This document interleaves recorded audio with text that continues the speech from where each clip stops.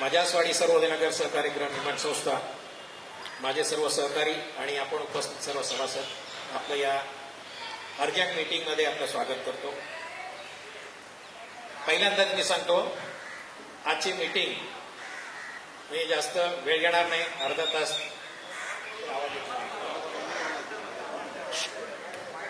कमलेश, तो स्पीकर बंद हो गया. ये स्पीकर बंद हो गया. बंद झालं. Hello,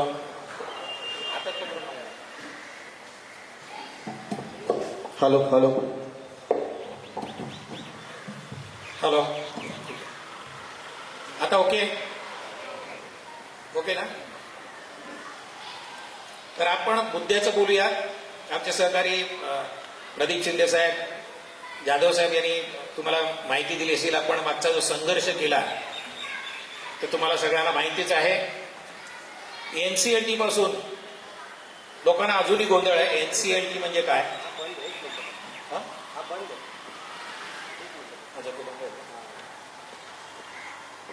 hello,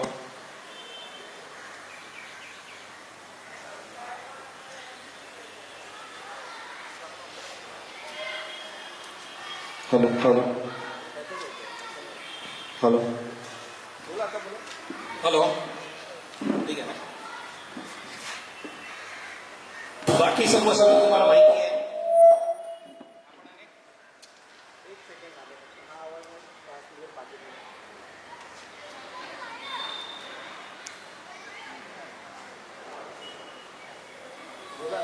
hello hello hello. आपण पुन्हा विकासासंबंधी अनेक वेळा बोललेलो आहे, माहिती दिलेली आहे. वेळोवेळी आम्ही व्हिडिओच्या माध्यमातून आपल्याशी संवाद साधत असतो, माहिती देत असतो. एनसीएलटी पासून मी पुढे बोलत. एनसीएलटीच्या बाबतीमध्ये लोकांमध्ये खूप कन्फ्युजन आहे. हा जो विकासक आहे, जसे जाधव साहेबांनी सांगितलं की हा विकासक जो आहे हा एनसीएलटीच्या माध्यमातून आलेला आहे. एनसीएलटी म्हणजे काय?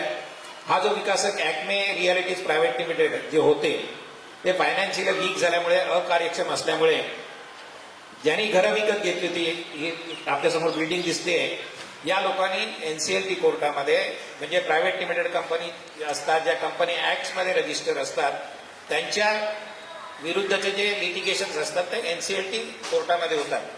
आणि त्या पद्धतीने ती मॅटर झाल्यानंतर त्याच्यामध्ये आम्ही इंटरव्ह्यू केलं. कारण पहिला खूप गोंधळ करून ठेवलेला होता. आपल्या कमिटीने जी पॉवर ऑफ अटॉर्नी दिली आणि HDFC बँक ज्यांनी ॲक्मेला फायनान्स केलं होतं, त्याच्यामध्ये जर ॲक्मेने त्यांचं लोन परत नाही केलं तर सोसायटी जबाबदार आहे, असं सगळं तिथे केलं होतं. त्यामुळे आम्ही ते एनसीएलटीमध्ये इंटरव्ह्यू केलं. आमचा प्लॉट आहे, म्हाडाचे टेनंट आम्ही आहोत, त्या पहिला अधिकार आमचा आहे, अशी आम्ही तिथे भूमिका मांडली. त्याच्यासाठी आम्हाला दिल्लीला जावं लागलं. पण ते सगळे सोपस्कार केल्यानंतर त्यांच्याही लक्षात आलं, HDFCच्याही लक्षात आलं की जोपर्यंत सोसायटीचं समाधान होत नाही किंवा सोसायटी त्यांच्याबरोबर येत नाही तोपर्यंत ही मॅटर काय होत नाही. आणि त्या पद्धतीने मग 17-18 डेव्हलपर होते, बरेचसे त्याच्यातून निघून गेले. कारण इथे एवढी घाण करून ठेवलेली होती आणि त्यांना माहिती होतं या अडचणी याच्यामध्ये आहेत, त्या निस्तरता खूप कठीण होणार आहे. परंतु आपल्या सुदैवाने मंत्र्यासारखा रेप्युटेड डेव्हलपर्स त्यांनी तो चॅलेंज स्वीकारला. मी आज खरं सांगतो, जर हा डेव्हलपर इथे उभा राहत नसता तर आपल्या पुनर्विकासाचं काही खरं नव्हतं. कारण मुंबईमधले जेवढे काही डेव्हलपर्स आहेत, टॉपचे होते, त्यांच्याशी आम्ही प्रत्यक्ष भेटलेलो आहे. एकाने इंटरेस्ट दाखवला नाही. त्याची कारणं अनेक असतील. तो जोगेश्वरीमध्ये असल्यामुळे सुद्धा असू शकतो, कारण बाकी कुठे असतं तर त्यांनी कदाचित केलं असतं. तर ह्या जोगेश्वरीमध्ये अशा अडचणी असल्यामुळे याच्यामध्ये कोणी इंटरेस्ट दाखवला नाही. परंतु मंत्रा एक रेप्युटेड डेव्हलपर्स आहेत.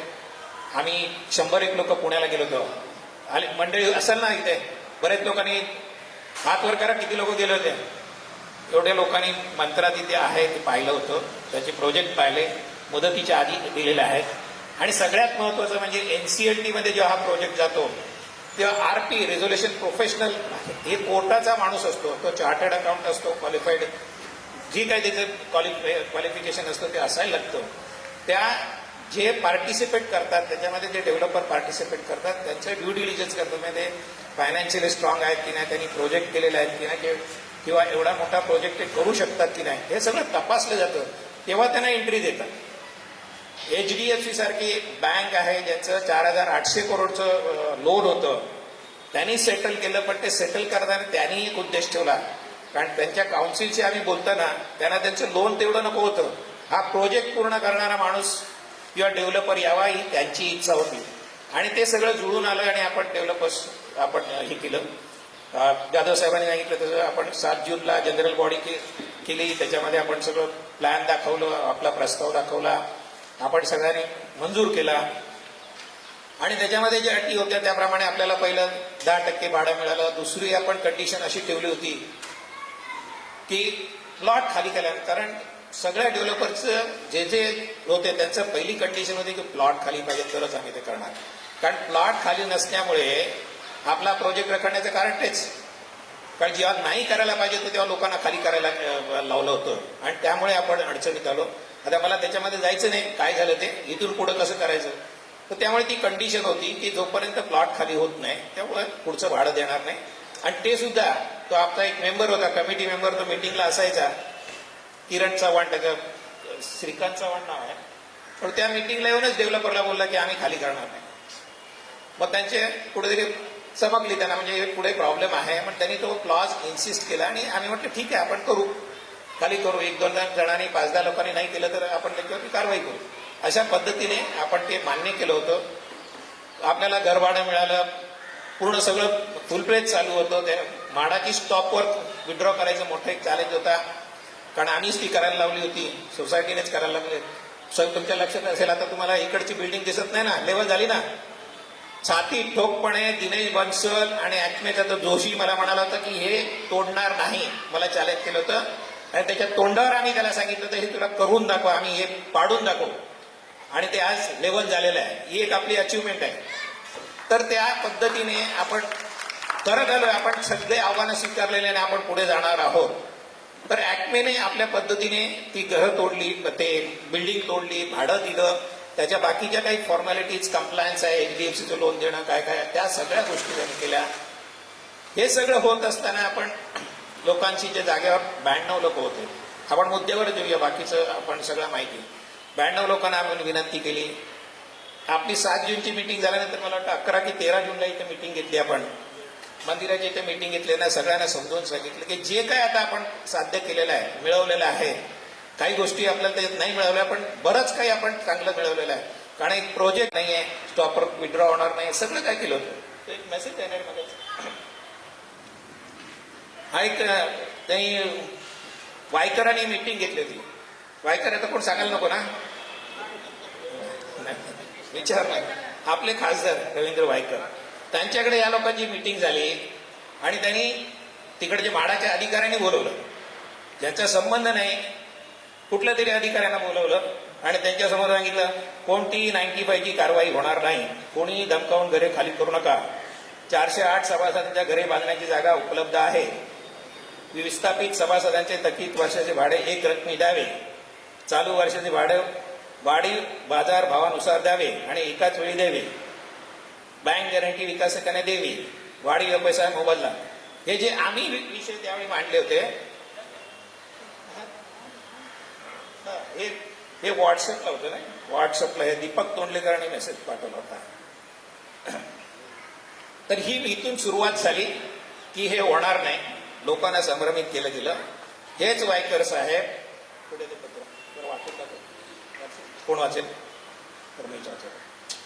त्यांनी मला राजकारण करायचं, मी नेहमी सांगतो की आम्हाला राजकारण करायचं नाही, परंतु आता ते काही अंशी करावं लागेल. याच वायकरांनी 2012 मध्ये जेव्हा आपली आयओडी सुद्धा नव्हती, भाडाचा प्रीमियम भरला गेला नव्हता, भाडाची फायनल एनओसी नव्हती, लहान नोकरू नव्हते, त्यावेळी हाऊसिंग सेक्रेटरीना चक्रवर्ती म्हणून होते, त्यांना पत्र दिलं. बघा ते काय म्हणतात. मी माझ्या जोगेश्वरी पूर्व विधानसभा कार्यक्षेत्रातील माझ्यासवाडी सर्वधनगर सहकारी गृहनिर्माण संस्था या संस्थेचा 2009 मध्ये म्हाडातर्फे मान्यता देण्यात आली. सदर मान्यता मिळाल्यानंतर जेपी इन्फ्रा मुंबई या विकासकाने सदर भूखंडावर 94% लोकांची संमती घेऊन संबंधित विभागाकडून ना हरकत प्रमाणपत्र मिळवून पुनर्विकासाच्या प्रकल्पाचे कामास सुरुवात केली. दांडात खोटं, एनओसी नव्हती, 2014ला एनओसी आली. परंतु काही विरोधकांच्या तक्रारीवरून सदर पुनर्विकास प्रकल्पात म्हाडा 95 ऍक्टच्या आदेशानुसार कारवाई करण्यास आली. त्यामुळे सदर संस्थेचा पुनर्विकास प्रकल्प थांबवण्यात आला. सदर प्रकरणी विरोध भाडेकरून उच्च न्यायालयात याचिका दाखल केली असता याचिका उच्च न्यायालयाने बाद करून विकासकाच्या बाजूने निर्णय दिला आहे. तसेच मी स्वतः या प्रकरणी दोन्ही बाजूच्या भाडेकरांच्या प्रतिनिधींना बोलून समावेश बैठक घेतली असता बैठकीअंती असे लक्षात आले की उपरोक्त प्रकल्पासाठी लागणारी सर्व हरकत प्रमाणपत्राची पूर्तता झाली असतानाही हेतू पुरस्कार सदर प्रकल्प थांबवण्यात येत असल्याचे निदर्शनास आले. सदर प्रकल्प थांबवण्यात आल्यामुळे सुमारे 250 भाडेकरू अद्याप बेघर आहेत. हे कधी लिहित आहेत ते 12 फेब्रुवारी 2013. तरी आपण या प्रकरणी व्यक्तीच्या लक्ष घालून प्रकल्पास म्हाडा 95 ऍक्टच्या नुसार त्वरित कारवाई करून सदर प्रकल्प तातडीने पूर्णत्वास नेण्यास संबंधित विभागांना आदेश द्यावे. हे वायकर साहेब त्यावेळी सांगतात जेव्हा एनओसी नव्हती, आयओडी नव्हती, याच्यात लिहिलं सगळं खोटं आहे. त्यांनी हे लिहिलेलं आहे खोटं आहे. मी त्यावेळी म्हणायचो हे त्यांची सही कुठेतरी मारली असेल, असू शकतं. बिल्डर लोक बदमाश लेटर मला सही मारली असेल, पण त्यांनी कधीही नाकारलं नाही. याचा अर्थ त्यांनी हे पत्र दिलं होतं. कशाच्या आधारावरती? जेपी इंपराने सगळं केलेलं आहे. अहो पुरावे आहेत आपल्याकडे. कधी आलं प्लॅन मंजूर झालं?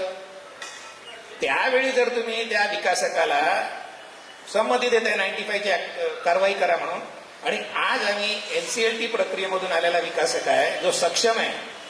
तुम्हाला जेपी इन्फ्राच्या बाबतीमध्ये सांगतो. आता हे वायकर काय म्हणतात आणि ही जुनी कमिटी आणि हे 22 लोकांना काही गंध नाही त्यातला. हे कमिटी त्यांना सांगते की हा कार्यक्षम डेव्हलपर नाही, त्याने एकत्रित भाडं द्यावं, त्याने बँक गॅरंटी द्यावी, सगळं करा. पण हाच ऍक्मे होता तेव्हा कोरोनाच्या काळापासून आपलं भाडं तटलं होतं. वायकरांच्या ठिकाणी अनेक मिटिंग झाल्या. कधी ते बोलले नाही अरे बाबा भाडं दे म्हणून. आणि हा विकासक जेपी इन्फ्रा मुळात दिनेश बनसोड कपड्याचा धंदा होता तिचा. एकही प्रोजेक्ट केलेला नव्हता. आणि आपली कमिटी 50-60 लोकांना घेऊन प्रोजेक्ट दाखवायला गेली होती. कुठले प्रोजेक्ट बघितले माहिती नाही. कोलटकर साहेब आठवत असेल तुम्हाला, तुम्ही नव्हते केलं, मी पण नव्हतो. पण आपली 50-60 लोक दिनेश बनसेलचे प्रोजेक्ट बघायला गेले होते, जो मुळात कपड्याचा धंदा करत होता. आता मी म्हणतो ते प्रोजेक्ट जर त्यावेळी त्यांनी केलेले असतील ते आज पण असतील ना. आजही माझी चॅलेंज आहे, चला जाऊया बघूया कुठे आहेत ते. आणि वायकरांबरोबर हा माणूस रोज बसायचा. त्याला त्यांनी विचारलं नाही तुझं फायनान्शियल दाखव, तू कपड्याचा व्यापारी आहेस की बिल्डर आहेस, यात कधी विचारलं नाही. पण आता जेव्हा हा प्रोजेक्ट आपण मार्गी लावलाय, तुम्ही पुण्यामध्ये बघितले त्याचे ऑफिस बघितले. पुण्यातलं मार्केटिंग मंत्र्याचं ऑफिस होतं, त्याच्यातले टॉयलेट बाथरूम एवढा दिनेश बनसलचं अख्खं ऑफिस आहे. मानता की नाही? ज्यांनी बघितले त्यांनी विचार करा. त्याचे प्रोजेक्ट बघितले, आपण सगळं बघितलं. मुळात तो एनसीएलटी मधून आलेला डेव्हलपर आहे. त्याला काय चॅलेंज करताय? आणि लिगली आम्ही कुठे कमी पडलो असो तर आम्हाला दाखवा. माझं चॅलेंज आहे, आम्ही जर कुठे लिगली त्याच्यामध्ये कुठे तडजोड केली असेल तर आम्हाला सांगा. पण नाही. तर आज ही अशी परिस्थिती आहे. हे 22 लोक जुनी कमिटी असे मिळून वायकरांच्या माध्यमातून हा प्रोजेक्ट डिले करायचा थांबवू शकत नाहीत. मी मागेच सांगितलं हा प्रोजेक्ट कोणी थांबवू शकत नाही, कारण यांना 95 ची नोटीस आलेली आहे. नोटीस म्हणजे पहिले ते स्टॉप इथे आहे ना, लिहिलं ना, स्टॉपवर विड्रॉ होणार नाही. म्हाडाने स्टॉपवर विड्रॉ केली 30 डिसेंबरला. ते विड्रॉ केली यांना माहीत सुद्धा नव्हती. आम्ही कधी मला वाटतं 16 जानेवारीला व्हिडिओ कडून आम्ही सांगितलं. त्या 22 लोकांना विचारलं अरे होणार नाही म्हणत झालेली तुम्हाला कळलं की नाही? नाही माहिती, साहेबांनी नाही सांगितलं. पण साहेबांची एवढी तिकडे चालते, त्या अधिकाऱ्याने ज्यांनी सही केली त्यांनी सांगितलं असेल ना साहेबांना, साहेब मी विड्रॉवलवरती सही करतोय. हेतू पुरस्कार नाही सांगितलं. त्यांनी 95 ची नोटीस होणार नाही सांगितलं, ती पण झाली, हिअरिंग पण झाली. आता एकदम मग आता काय करायचं? त्यामुळे म्हाडा, मी पहिलं स्पष्ट म्हणतो, म्हाडा आपल्या बाजूने आहे. म्हाडा सेन्सिबल, कारण त्यांना माहितीये हा 15 वर्ष रखडलेला प्रोजेक्ट आहे. हा कुठेतरी आता मार्गी लागतोय. तेव्हा म्हाडाचा दृष्टिकोन पॉझिटिव्ह आहे. 100% VP असो, सीओ असो, ते सगळं आहे. पण वायकर साहेब आपली ताकद नको तिकडे लावून काय साध्य करायचंय मला माहिती. मी आज स्पष्ट बोलतो, नाव घेऊन त्या दिवशी व्हिडिओवरती बोललो, आणि त्या दिवशी सांगितलं की मी पूर्ण जे काय आहे ते तुमच्या समोर मांडणार आणि आम्ही हवेत बोलत नाही. फोटो बघावं ते त्यांच्या फेसबुकवरचे फोटो माडाच्या अधिकाऱ्यांना हे करता येणार नाही, ते करता येणार नाही. ते तुम्हाला जस्ट दाखवतो, हे आमच्याकडे आहे सर, हे पेपरची न्यूज आहे. मध्ये तर त्यांनी म्हटलं होतं हा पीएमजीपी सारखा प्रोजेक्ट माडा करा. पीएमजीपीची काय हालत आहे मला आता बोलायचं नाही त्याच्या बाबतीमध्ये. तुम्हाला माहिती आहे तिकडे होर्डिंग लागले होते, याने केलं त्याने केलं. आजची परिस्थिती समजून घ्या. तर असं काय साध्य करायचं मला माहित नाही. म्हणजे त्यावेळी 95 करा म्हणून सांगितलं होतं. त्यावेळेचे विकासक सक्षम होते, त्यांनी भाडं नाही दिलं तरी चालत होतं. सगळं काय होतं. आम्ही त्यांच्याकडे गेलो, ते म्हणतात आमच्याकडे येत नाही. आम्ही गेलो तुमच्याकडे, भेटलो. तुम्ही काय केलं, कोविडच्या वेळी काय केलं, मागच्या 15 वर्षात काय केलं. हा नको ते. आणि आता दुसरं एक ते काढले P-triple. P-triple करायला पाहिजे. आम्ही 100% मान्य आहोत. हे P-triple म्हणजे आपण जेव्हा घर खाली करतो त्याच्या बदल्यामध्ये आपल्याला रजिस्ट्रेशन अग्रीमेंट करून आपल्याला मिळालं पाहिजे. आम्हालाही मान्य आहे, माझंही तेच म्हणणं होतं.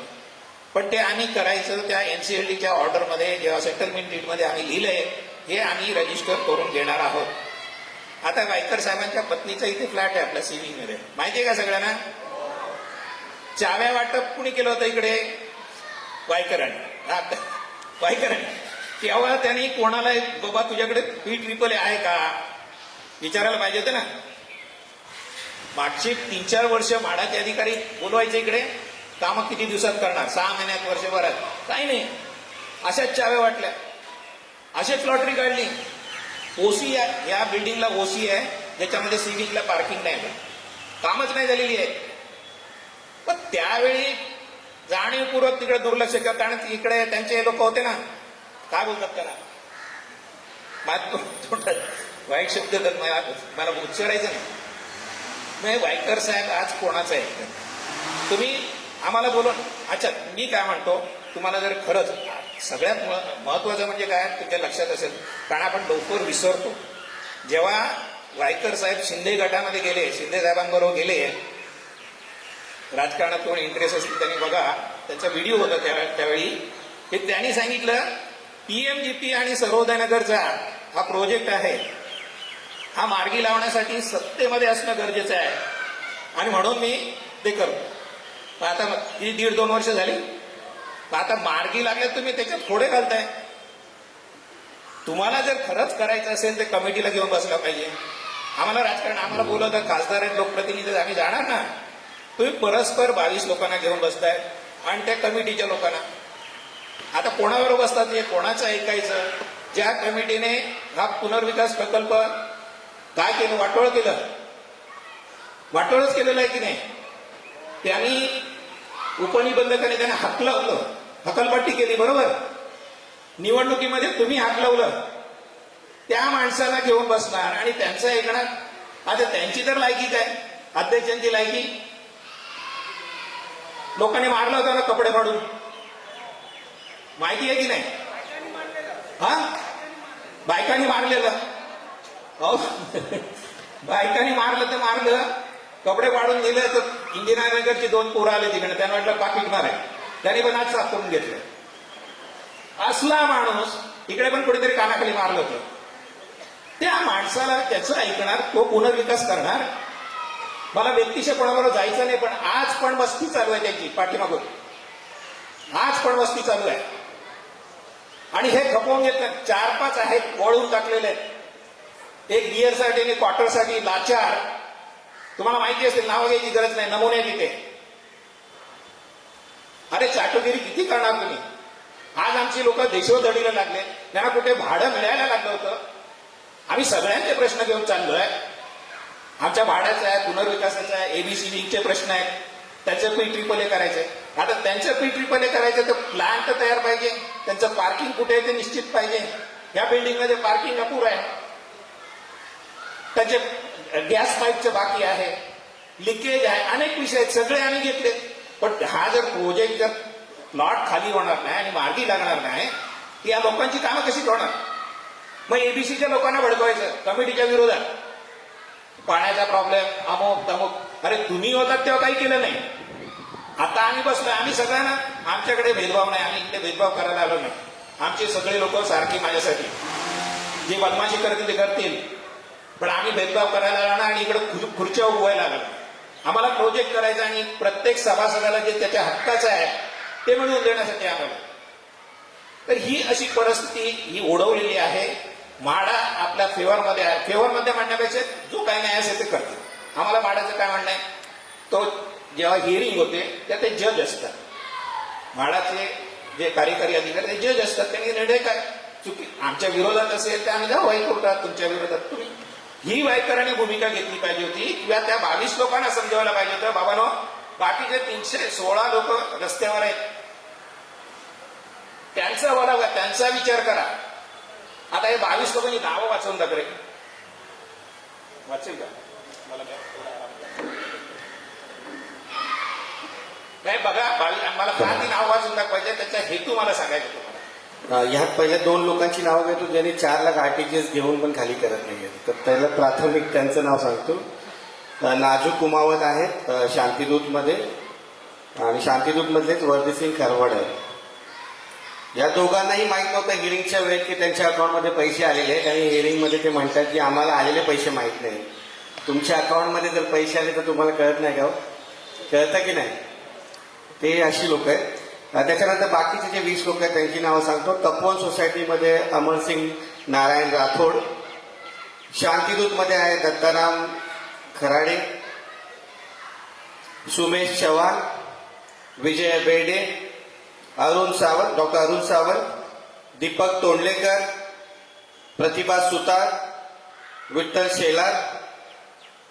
हरिकृपा सोसायटीमध्ये सचिन बंडलकर, कामिनी बंडलकर, सावित्री कंबायत, श्याम अंबिका पाल, गोविंद निकालजे, संजीवनी भालेराव, कैलास विठ्ठल राणे, मनोज हेगिष्टे, महेश हेगिष्टे, उर्मिला उसगावकर, सुरेश प्रभाकर साळुंके, प्राजक्ता सुरेश चव्हाण, विजय शिवाजी खांदारे, सुमित नंदू तामलकर. तर अशी ही 22 लोक आहेत.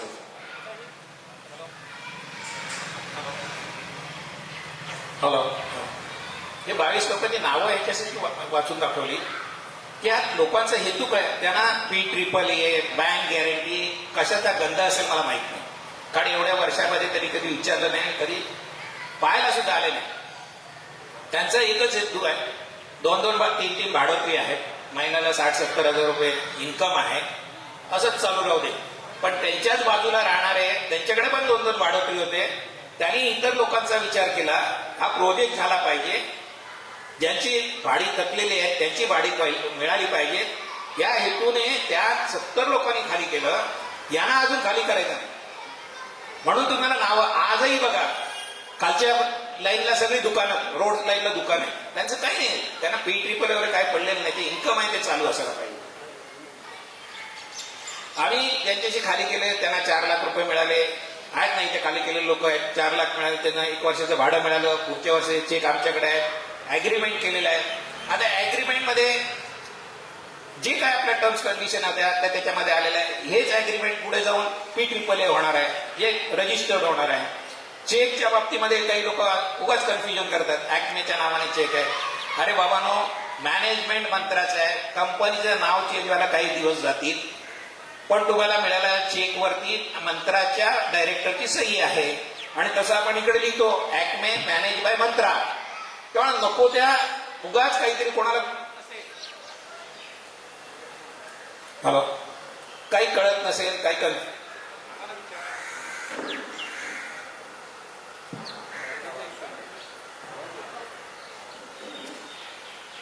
हॅलो हॅलो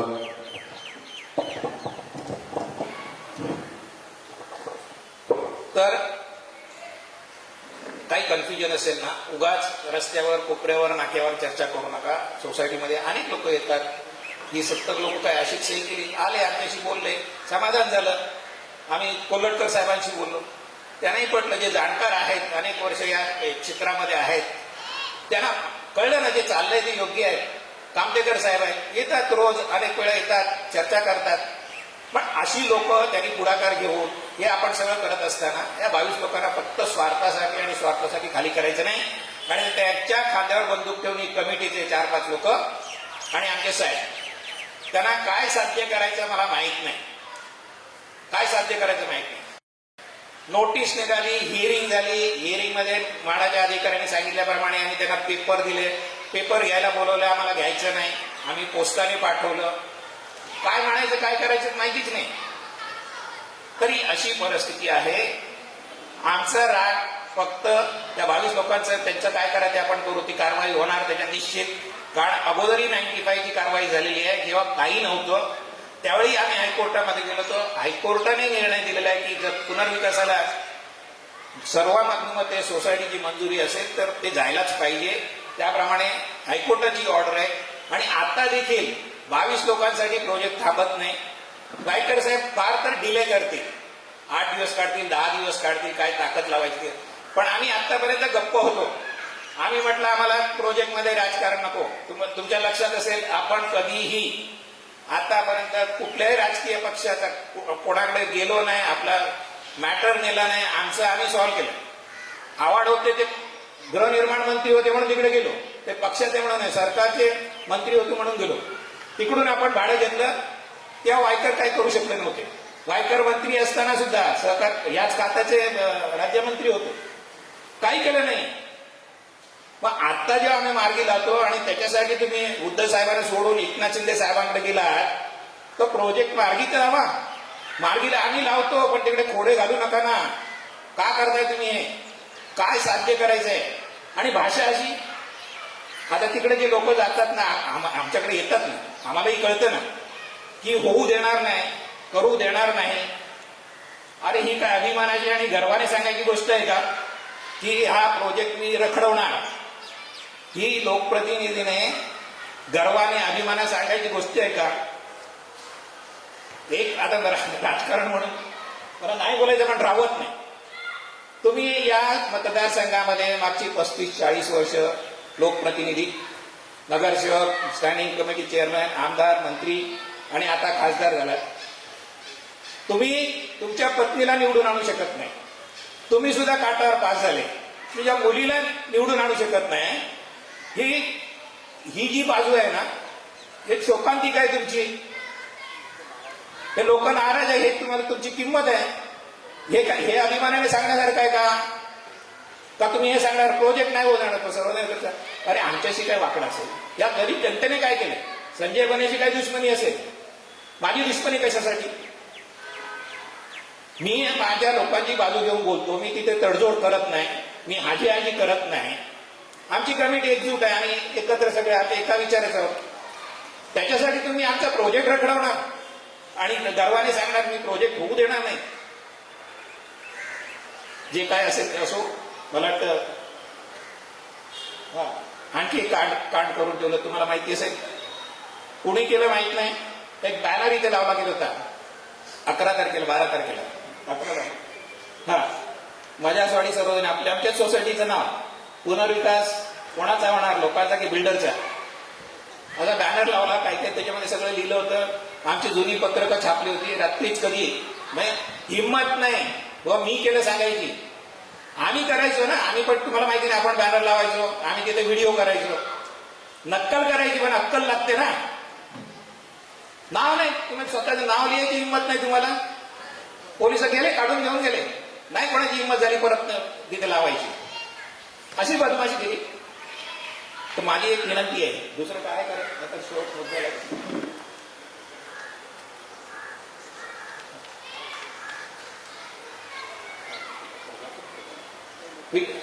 दोन तीन गोष्टी ज्या लोकांनी 22 लोकांनी मुद्दे उपस्थित केलेले आहेत त्याच्यामध्ये परत तुम्हाला सांगतो. कारण तुम्ही बाहेर जाता, गार्डनमध्ये जाता, नाकेवर जाता, मग तुम्हाला ते लोक खातात.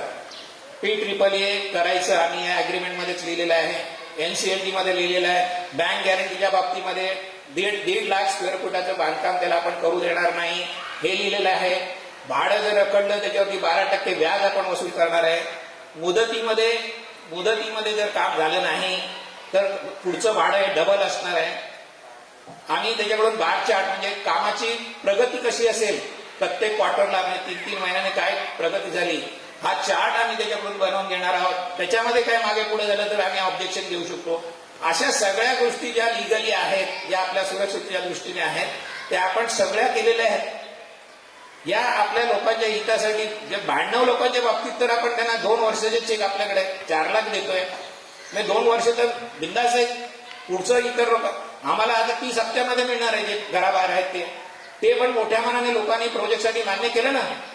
22 लोक आज 10 वर्ष आरामशीर आपल्या घरामध्ये भाडं मिळतंय, भाडे करून ठेवलेले आहेत, सगळं काय चाललंय. मग आता प्रोजेक्टला तुम्ही सहकार्य करणार नाही तर कधी करणार?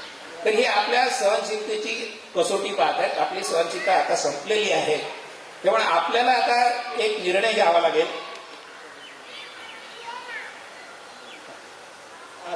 एक तुमच्या निदर्शनास आणून देतो. आता ह्या 22 लोकांचा विषय होता ना, तक्रार कोणी केली बघा त्या 22 लोकांव्यतिरिक्त? निलेश बबन रोकडे, अविनाश सांबा देसाई, संतोष हरी कदम, वसंत खेमा सावंत, मोहन सकाराम खडपे, दयानंद दाभोळकर, बनारसी दगडू शर्मा, रघुनाथ पांचाळ, जनार्दन नाईक, स्नेहता करंजेकर, अशोक परब, हे सगळे इथे राहतात. 10 वर्षापूर्वी 8-9 वर्षापूर्वी घर मिळाले. आज तक्रार कर, या 22 लोकांच्या कांद्यावर बंदूक ठेवून तक्रार करते. मला माहिती आहे इथल्या लोकांना, इथल्या काही लोकांना नाही तशी काही घेणं देणं नाही. कोणतरी आला सही करायला, सही करून दिली. पण यापुढे सह्या करताना जरा विचारपूर्वक करा. मला माहिती आहे एबीसीच्या लोकांना आपल्या कमिटीच्या बाबतीमध्ये वेगळं काही सांगण्यात येतं, भडकवण्याचा प्रयत्न. आपलं अस्तित्व टिकवण्यासाठी कोणतरी पाठीशी पाहिजे. एबीसीचे सगळे प्रश्न, काही लोक आता इथे आहेत, माझी चर्चा होत असते. आता जो ज्वलंत प्रश्न आहे गॅसचा, त्यासाठी सुद्धा मी मंत्र्याच्या इंजिनियरशी परवाशी बोललोय. आपल्याला लवकरात लवकर ती पाईपलाईन कशी घेता येईल. आपले मेंबर आहेत ते, आमचे 2 कमिटी मेंबर आहेत एबीसी मधले, अनेक मेंबर आपले आहेत. आणि असं करू शकतो का? तुमच्याशी दुजाभाव करू शकतो का? पार्किंगचा मोठा प्रश्न आहे. हे सगळे प्रश्न करत असताना या 22 लोकांनी तुम्हाला आम्हाला नोटीस दिलेलं आहे. सगळे विषय आपण घेतलेले आहेत, सगळे विषय घेणार आहेत. मी आणखी आपला जास्त वेळ घेणार नाही. आता एकच सांगतोय, आपल्याला म्हाडामध्ये शिंदे साहेब मगाच म्हणाल तसं माझ्या डोक्यामध्ये पण तेच आहे की म्हाडा जरी म्हणजे काय बोलतो आपण आपल्या बाजूने असेल किंवा त्यांनी हा प्रोजेक्ट हवा अशी त्यांची भूमिका असेल, पण त्यांच्यावर जर कुठला राजकीय दबाव असेल आणि ते डिले करत, कारण ते स्पष्टपणे बोलणार नाही. बॉडी लँग्वेजवरून कळतं कुठं तरी दबाव आहे. स्टॉपवर विड्रॉ होत नव्हती, त्या आम्ही सीओना जाऊन भेटलो. साहेब म्हटलं प्रोजेक्ट जर आम्हाला करायचा असेल तर स्टॉपवर विड्रॉ झाली पाहिजे. ती काही दिवसात मिळाली. नोटीस निघण्याच्या अगोदर पण आम्हाला जावं लागलं. आता कुठे वेळलंय ते बघूया. आता 2-3 दिवस मला वाटतं सुट्टी आहे, कधीपासून सुट्टी आहे? 31ला महाग. त्यांचे म्हाडाचे सीओ तर 2 दिवस आहेत, मंगळवार आणि गुरुवार. या 2 दिवसामध्ये आपण त्यांना भेटू शकतो. मंगळवारी सुट्टी आहे, गुरुवारी मी तुमची विनंती, तुमचा 1 दिवस मला पाहिजे. देणार की नाही? हात वरती करा. कोण कोण म्हाडामध्ये येणार? म्हाडाशी आमचं भांडण नाही. म्हाडाला आपण एकच विनंती करणार आहे, तुमची जी कारवाई आहे ती पूर्ण करा. आमच्या विरोधात असेल तरीही चालेल, पण याच्यामध्ये डिले करू नका. आम्हाला पुढे जाता येईल ना, काय करायचं आम्ही करू.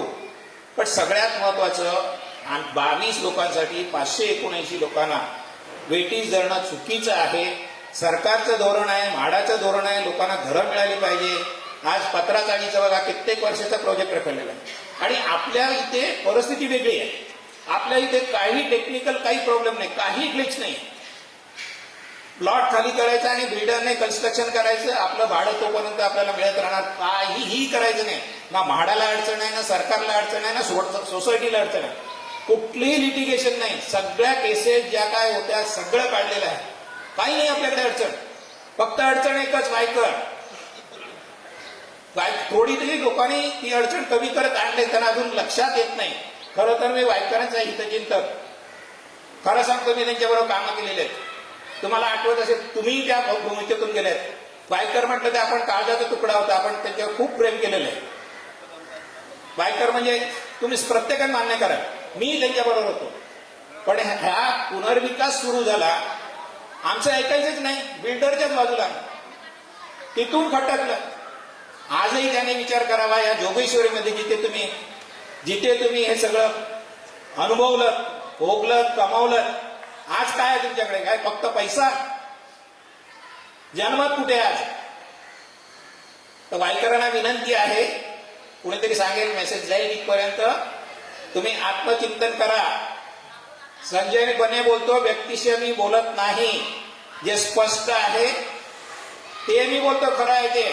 तुम्ही आत्मपरीक्षण करा की असं का झालं, असं का होतं, आणि इथे हा प्रोजेक्ट रखडून तुम्ही नेमकं काय साध्य करणार आहात. जुना बिल्डर करू शकत नव्हता. एनसीएलटी मध्ये आलेल्या 18 लोकांनी माघार घेतलेले असताना, आज तुमच्याकडे कुठले प्रपोजल नसताना, तो आमचा एक गणेश राणे खिशात डेव्हलपर घेऊन फिरतो नाक्यावर. माझ्याकडे डेव्हलपर आहे, माझ्याकडे डेव्हलपर आहे. खरी वस्तू विचारा किती लोकांना माहिती असेल. अरे बाहेर काढ कधीतरी. का लोकांच्या डोकं खराब करताय तुम्ही? एवढ्या वर्षात कुणी प्रपोजल आणलं का? एनसीएलटी होईपर्यंत आम्ही मागच्या वेळी आपण ते कुठला ते स्वामीच्या फंडाच्या मधून करत होतो. आम्ही सांगितलं कोणाकडे डेव्हलपर असेल तर आणा. सांगितलं होती ना जनरल बॉडीमध्ये, नाही. तर ही भूमिका आहे. मी जास्त वेळ घेणार नाही. सगळ्यांना सगळं माहिती आहे. एकच अडचण आहे आपली, या 22 लोकांना खाली करायचं, आणि ते आपण करणार. आणि ज्या दिवशी ते खाली होईल त्या दिवशी तुमचं भाडं चालू होणार, आणि हे आपण करणार. हे आव्हान आपण स्वीकारलेलं आहे. फक्त तुमचा एक दिवस मला पाहिजे म्हाडामध्ये, आणि त्या दिवशी म्हाडाचे सीओ बाहेर गेले, आले नाही, गेले नाही, पाण्याची बाटली आणि थोडासा स्नॅक्स बरोबर घेऊन या. आपण तिकडे ठाम मांडणार. मी हलणार नाही. त्यांची जोपर्यंत मंजुरी मिळत नाही, निर्णय होत नाही, आम्ही म्हाडामधून हलणार नाही. बरोबर आहे? जरा हात वरती करा ज्यांना हे सगळं पटतंय. हे जरा फोटो घे, एवढे मला बघायचं कोण कोण येणार आहे. म्हाडामध्ये येताना, म्हाडामध्ये त्या दिवशी 40-50 लोक आले होते. त्यांचे फोटो तिकडे आहेत, त्यामुळे त्यांना एंट्रीला जास्त वेळ लागणार नाही. तुमचं आधार कार्ड घेऊन यायला लागेल. मी आपल्याला गुरुवारी जायचंय. बुधवारी परत तुम्हाला एकदा मेसेज येईल व्हॉट्सअपवरती, ग्रुपवरती. त्या दिवशी आम्ही सांगू किती वाजता तिकडे पोहोचायचंय. सोपी प्रक्रिया आहे. तिथे आता तुमचा मोबाईल नंबर, आपला एक फोटो काढतात आणि एंट्री.